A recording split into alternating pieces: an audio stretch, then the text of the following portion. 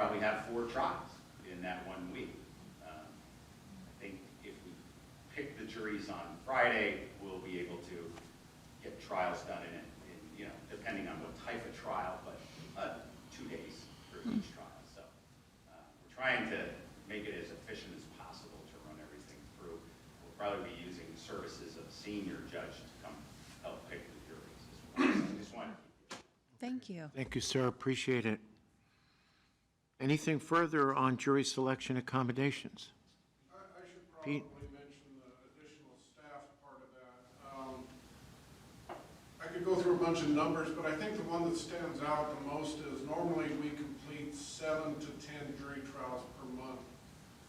In the situation we have coming up for August, September, October, and maybe even further, we're talking 31 jury panels for 31 separate juries.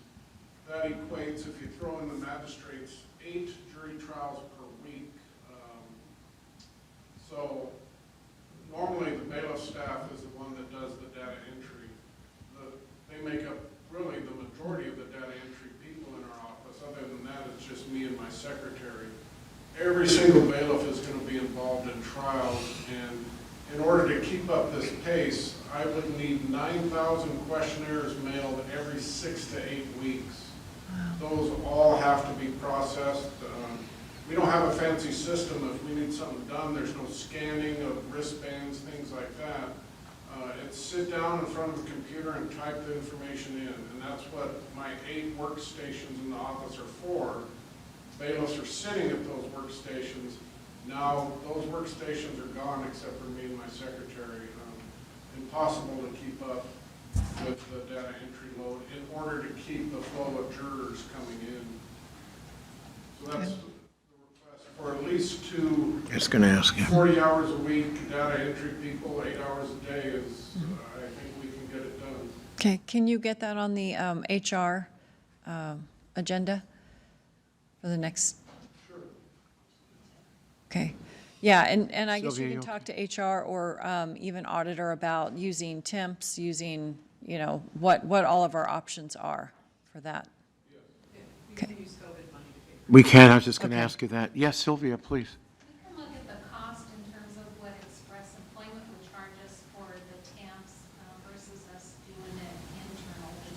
It might offset and just make it a little easier with Express than trying to vet them through our process. He'll still get to make the decision on those candidates, but it might be an easier process. For how long? Yeah, how long, Pete? Well, until the backlog of juries disappear, if we're still needing 2,500 jurors a month, I know August, September, and probably October, I would think for at least the next 3 months, and then I don't know how big our backlog is. Is it going to go into November, December? I don't know. Too soon to tell. Possibly.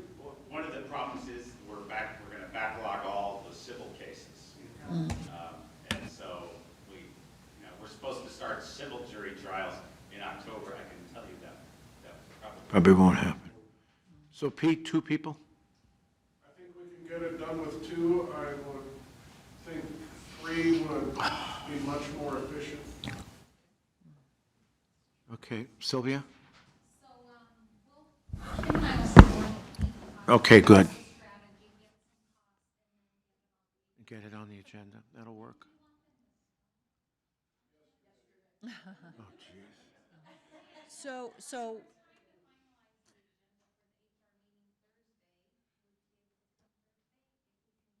Yeah, that'd be good. yeah, if not, put it to a business meeting. Could go either way. Yeah. So if not Thursday, we can take it up Tuesday, okay? Thank you, everyone, appreciate it. Okay, next item, Attorney Center Request for Qualification, RFQ. So I sent all 3 of you the RFQ, speaking of extra space that's much needed. And Leslie did call me. She had a couple minor little changes that we went through. So I just wanted you guys to weigh in if you had anything else you wanted to say. Otherwise, I'm going to push it up to legal. Leslie and I talked about a date to have it due. And We're thinking that they would be due no later than 2 p.m. on September 29th, and that we would endeavor to make a selection by October 23rd, 2020, or as soon thereafter as practicable, if that's how you say that. And then the selection committee would be the four of us and anyone else that you would want to deem appropriate to do so. So you're going to issue the RFQ when? This week? Next No, After I'm gonna legal. get it through legal. gotta get it through legal, And okay. then I'll issue it, probably about 3 weeks Okay, before it's due, okay. maybe a month, so probably right around the 1st of September.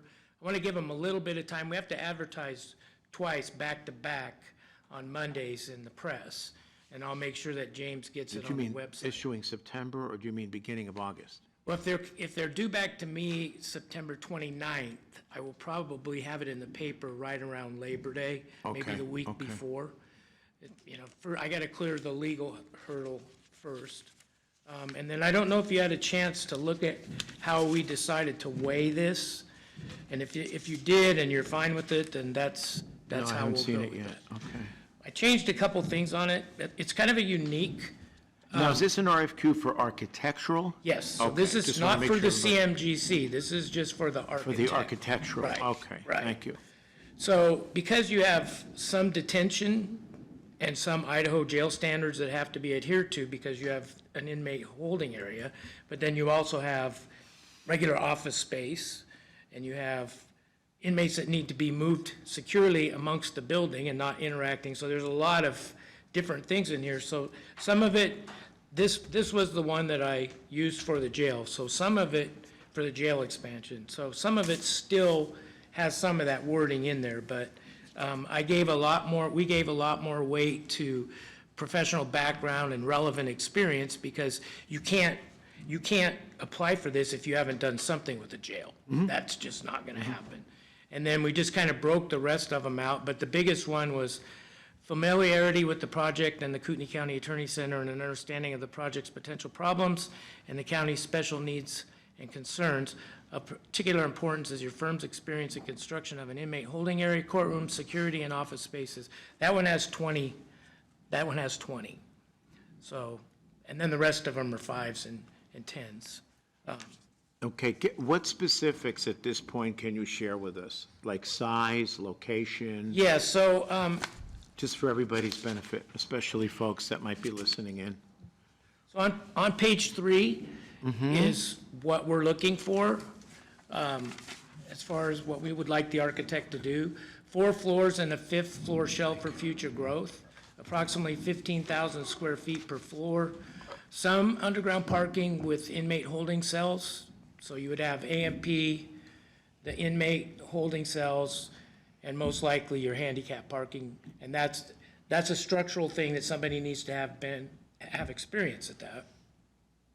Office space for attorneys and staffs, 3 new courtrooms with jury rooms, and office space and meeting rooms for county departments that you will deem are moving into the building. Okay. So that's a breakdown of the project as far as what we're gonna be looking for. And then I asked them to give us 7 packets.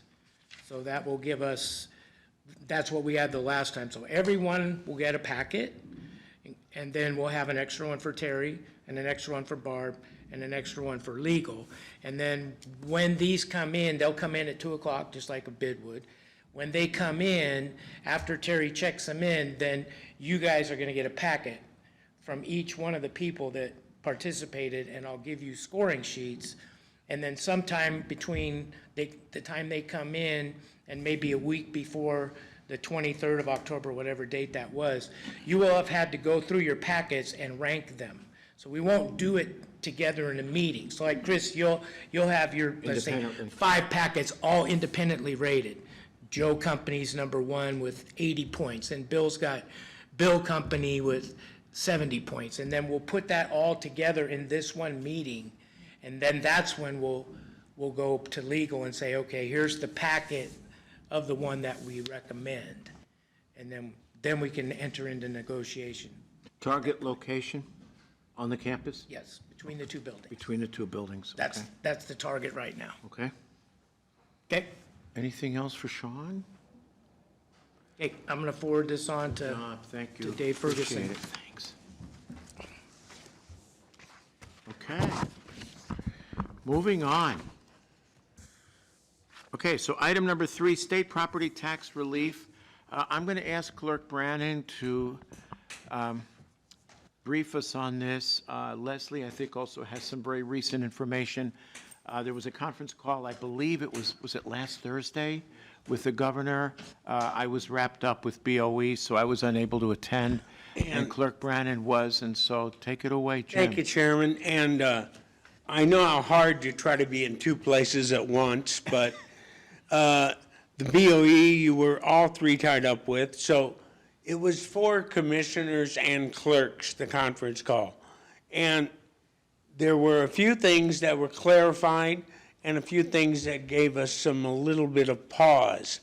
And again, it's nothing new to the three of you, but you're going to have another decision. It's going to be a tough one. I believe that the one thing that I see as, for those at home who may not know, if this board decides to opt in, there is no 3% that can be taken and no taking of foregone. I don't think that would be an issue anyway, but you can use new growth. So the 3% that you don't take will be added to the ongoing foregone balance. And the estimated taxes, or the wages, I should say, needs to be submitted by the 17th of July. That is the amount that the reimbursement is based on. And I was quiet during the whole call. I'm getting better as I get a little bit more mature. There was one thing, if there's $188 million that is available, if the requests exceed 188 million, then it will be prorated. They did not describe how the proration will take place. Is it going to be valuation? Is it going to be cost submitted? We don't know yet. And the reimbursements will be sent out in early December. And one of the things that I thought was really unusual, this came from Alan Dornfest from the State Tax Commission. The first thing that they said would happen is that any URD request would be played out first. So in other words, got to make sure urban renewal is taken care of, and then we will reduce that by the amount of that. So that's a little concerning to me. The other thing, and the biggest concern that I had, is if the Treasury doesn't like how the state is doing things, the Treasury will request a refund from the state. And if the state doesn't cover the refund, guess what? We do. That is correct. And the question, the follow-up question to that, Chris, was, well, how do we do that? And the answer was a forced levy on the taxpayers. So if you give property tax relief and then do a forced levy, I don't know how that would really look. So it's there's a lot of work to do on this still. And there's a couple of things. I don't know if Jody Beasy from Resource Management was on the call or not, but I think we have to be very cognizant that perhaps this could affect grants as well. I'll check with her, So, Jim, absolutely. anyway, it was a good call, answering the 9-page document on frequently asked questions. And I will say one thing, and it was, maybe it's just my perception. It did not feel like they really wanted to field questions. Oh, It was this is how it's going to be, and deal with it. That was the attitude I got from the call. Commissioner Duncan has you have, I think, 3 very relevant points. Jim might have already hit, I think, on 1 or 2 of them. Yeah, so IAC has these questions put forward based on what the counties are asking. And the first one is, may CARES Act funds be used to cover payroll expenses for public safety and public health personnel, even if those expenses were included in the current year budget? Number 2, does the U.S. Treasury consider the plan to be a form of revenue replacement? Number 3, does the proposal meet U.S. Treasury guidance? So without those questions being answered, that forced levy is a real possibility. Yes. So I don't want to do something that looks like it's nice to the taxpayers and then come around and have to undo it Precisely. with way worse consequences. So, yeah, that's kind of where we're at right now. Right. And the question, I'm sorry, go right ahead. Yeah, Jim. and I guess the reason I just wanted to come before you, it's not another easy decision for the 3 of you. Anything we can do, we're going to try to get answers to as much as we can. But right now, there are a lot of questions. The question that I have, and maybe Dina can answer, let's say hypothetically we were to proceed, Treasury's not made a decision, here comes December, and we receive the funds. Can those funds be impounded? That is to say, throw them right into right into the fund balance, if you will, savings, so that they are not spent in the event the Treasury comes back and says, hey, refund. Does that make any sense? I don't think that level of guidance has been provided. We did speak with our external auditors, and we had a conversation about this, and Jim alluded to it as well. These are federal funds, Go ahead. so they are subject to our federal grant funds audit, and our external auditors are concerned that this would create an audit finding because they are not comfortable with the guidelines, and the FAQ page is not considered authoritative guidance. So it's answers to questions, it's not really guidance, and their concern is the state is relying on an FAQ page to guide them. Right. Now, the updated guidance that we received on 6/29 on page 5, about 3/4 of the way down the page, explicitly says that it cannot be used for property tax relief. Right. And I don't believe that that question was ever answered at that meeting. I didn't attend that call, but Was not. that is still an open question. But the fact that that writing came up recently, to me, gives me pause. And if our external auditors are concerned about it, I'm concerned about it. So we can still take 0 and avoid a lot of this morass. That's, completely within your purview, but right now, we just don't know enough that I think that the treasurer would also support not doing this, just because the risk to the county and to the taxpayers, not to mention the fact that the treasurer system is not set up to disperse this the way that they want us to. Right, so have they given a solid answer on how it is to be dispersed? Not that I know of. Okay, so that's another huge red flag right there. And there's no deadline for a formal response from Treasury? 17th. We have a deadline to get it to them by the 17th, and there's too many questions right now, I think. I mean, we can work on it, but they want this in their hands by July 17th, the estimated wages for public service and public health employees. They being the state. Yeah. But there's no established date for a formal response from the Department of Treasury, U.S. No, the Treasury comes out with guidelines periodically and updates their FAQs page, but there really is no authoritative guidance. So we're essentially rolling the dice. Yeah, and this is something that the state of Idaho is driving. This is not something that the Treasury is driving. So they're looking at the Treasury FAQ page and trying to back into this based on guidance that's changing daily. So just From an audit perspective, and, you know, we get a lot of federal funds for FTA and from the FAA, and those could be in Jeopardized. jeopardy Yep. if we get a major finding, not to mention, like you said, trying to recollect a tax rebate that we give out. So there's a lot of unanswered questions, so. So Chris, were you going to follow up with Jody on this? Absolutely. Okay. I will do that today. Absolutely. So anyway, a lot more to be done, a lot of work here. And usually if something sounds too good to be true, it the old might be. adage. So, Okay. thank you for hearing me this morning, and any questions, give us a call.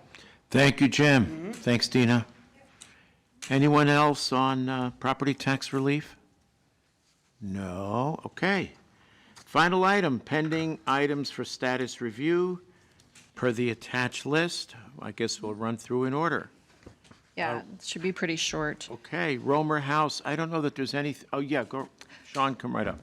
Okay, so an update on the Romer and the conservatory. I think you all saw the email from Julianne about wanting to have a concert this Friday and future meetings.